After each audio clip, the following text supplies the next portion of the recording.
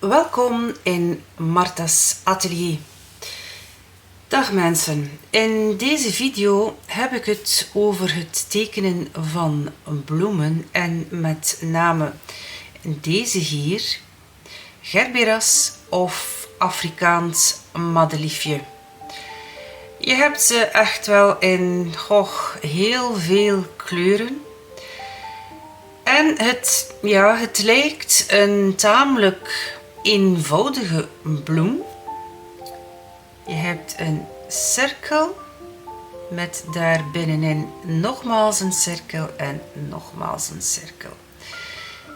De moeilijkheid bij deze bloem, dat is een hoeveelheid aan bloemblaadjes. En deze bloemblaadjes hebben nogal wat verschil aan kleur.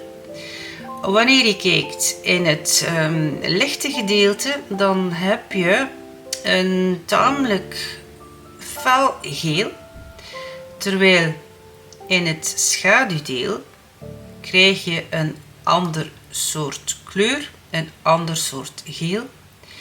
Dit hier neigt wat naar oranje en dit neigt naar grijs. Dus heel wat werk aan de winkel als we dit tot een goed einde willen brengen. Je hebt twee manieren om dit gestalte te geven. Dat is zeer impressionistisch, dus je geeft een impressie van wat deze bloem is. Maar je kan natuurlijk ook meer naar realisme toe gaan, wat ik hier zal proberen. Je hebt natuurlijk ook twee manieren om dit te tekenen of te schilderen. Dit is er eentje van, naar werkelijkheid. Maar je kan natuurlijk ook een foto nemen van dit geheel, waardoor het wat makkelijker wordt om dit weer te geven. Bij bloemen is het namelijk zo dat ze nogal wat veranderen terwijl je aan het tekenen of schilderen bent. En als je dit wil vermijden, dan neem je best een foto. Deze staan hier nu in een potje met aarde. Die gaan waarschijnlijk wel niet zo heel veel veranderen. Maar als je werkt met snijbloemen, dan garandeer ik je, ieder uur veranderen die. Dus is het best van, als je naar werkelijkheid werkt, toch nog een foto nemen van de originele stand en belichting van je bloemen. Hoe kan je nu zo'n bloempje weergeven? Dus ik denk dat vanaf waar dat jullie het zien, het ongeveer een cirkel zal zijn.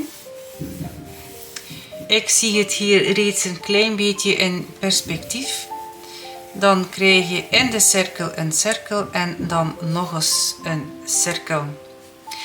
En dan moet je gaan zien waar ongeveer alle blaadjes zitten. Moet het nu de volledige juiste stand van al deze blaadjes zijn? Wel, ik denk het niet. Maar als je wil dat het op een gerbera lijkt, dan zal je toch een klein beetje geduld moeten oefenen om alles mooi weer te geven. Hier krijg je dan een andere structuur wat je kan aanbrengen als stippeling. En dan krijg ik hier, nu ik hier heel dicht bij de bloem zit, een lichte groene kleur. Stel, het bloempje zit op die manier. En dan ga je moeten van je cirkel een ellips maken.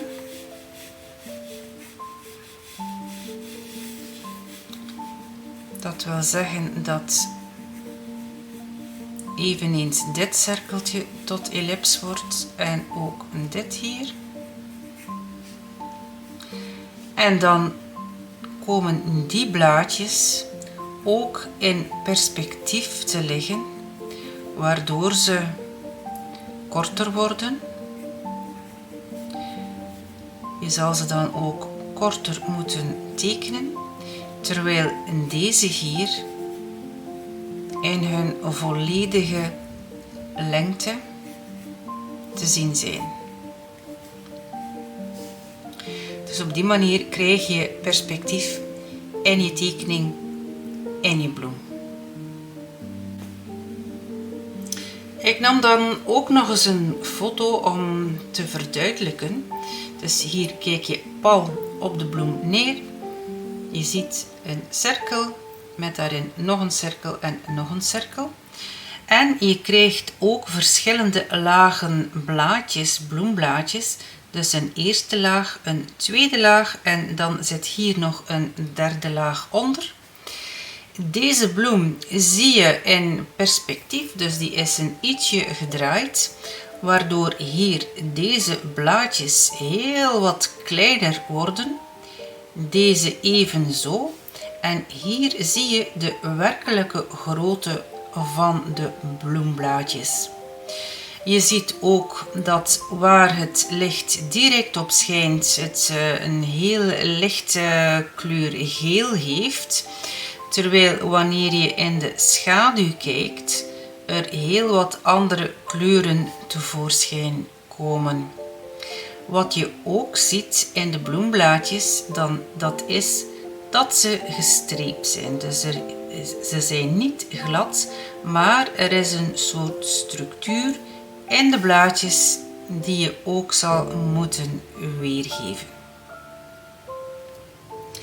Ik begin met het aanduiden van de grote vorm van de bloem. Deze hier die een ietsje gedraaid staat. Deze hier waar ik pal op kijk. Deze is een ietsje kleiner dan die hier. En hoe kan je dat meten?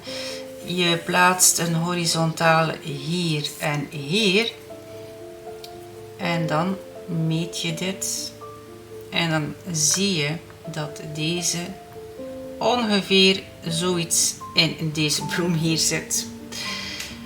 Nu moet ik natuurlijk nog alle bloemblaadjes aanduiden en dat zal wel eventjes tijd benemen. Ik teken op canvasboard dat ik heb voorbereid met een laag gesso, waarin ik wat ivoor zwart heb gebracht. En ik teken hier met een Koh-i-Noor Gioconda White Chalk, dus dit is witte houtskool. Zoals je kunt zien heb ik reeds de achtergrond geschilderd en ik heb gewoon de beweging van de blaadjes gevolgd. Ik heb gevarieerd met allerlei soorten groen. Daar heb ik wat geel in gebracht. Daar heb ik wat blauw in gebracht om een variatie te krijgen in mijn achtergrond. Maar ik wil de achtergrond toch niet al te druk zetten, omdat uiteindelijk de focus op de bloemen ligt. Hier bij mij heb ik de foto van de bloemen en dit om de vorm beter te zien. Maar ik heb natuurlijk ook de echte bloemen. En waarom de echte bloemen? Wel omdat de foto de juiste kleur niet weergeeft. Ik zal de echte bloemen gebruiken voor het mengen van de kleur en voor de vorm natuurlijk. De foto. Ik heb hier verschillende kandidaten klaargelegd voor het mengen van deze kleur. Dit is hier titaanwit met safloerolie. Waarom safloerolie? Wel omdat dit mijn laatste kleurlaag zal zijn. Dit is gele oker en dit is gele oker. Alle twee van Cobra. Kunstenaarskwaliteit, studiekwaliteit. Nu, er bestaan denk ik meerdere soorten gele oker van Cobra. Dit is gele oker. Maar je ziet, er is een tamelijk groot verschil qua kleur. Dus kijk altijd welke kleur er in je tubes zit. Dit is hier een cadmium, maar het is een cadmium hue. Dat wil zeggen dat het geen puur cadmium is, maar dat het een menging is van pigmenten om tot deze kleur te komen. Dan heb ik hier nog een lemon yellow of citroengeel, wat ik ook waarschijnlijk wel zal nodig hebben voor de kleur van deze gerberas. Met deze kleuren zal ik alvast beginnen. Waarschijnlijk zal ik nog enkele andere kleuren nodig hebben, maar dit is mijn startpakketje.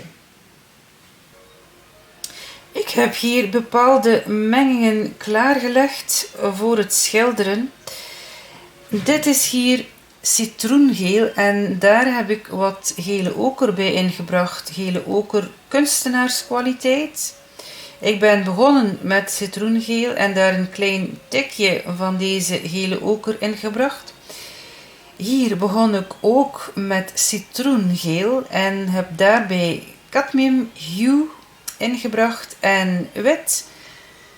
Hier ben ik met gele oker begonnen, studiekwaliteit. Daar heb ik een beetje citroengeel bij ingevoegd.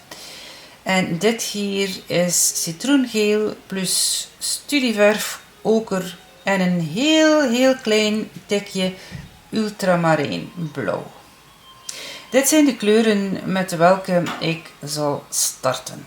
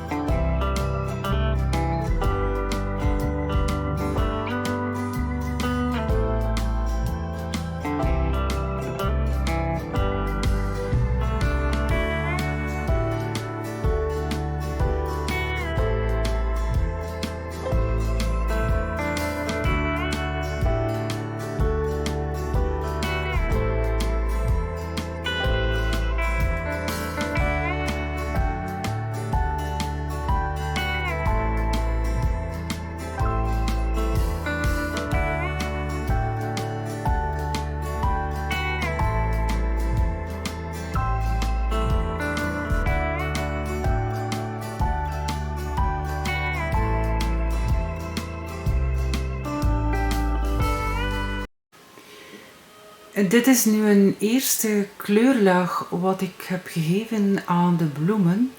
En ik dacht, ik geef maar 1 kleurlaag, daarom heb ik ook wit met safloerolie gebruikt. Maar bij nader inzien zal ik het laten drogen en dan nog eventjes herbekijken om toch hier en daar nog wat detail aan te brengen. Ziezo, dit was het voor het schilderen van Gerberas. Ik hoop dat jullie dit ook eens proberen. Heel leuk om te doen. En misschien tot in een volgende video. Dag!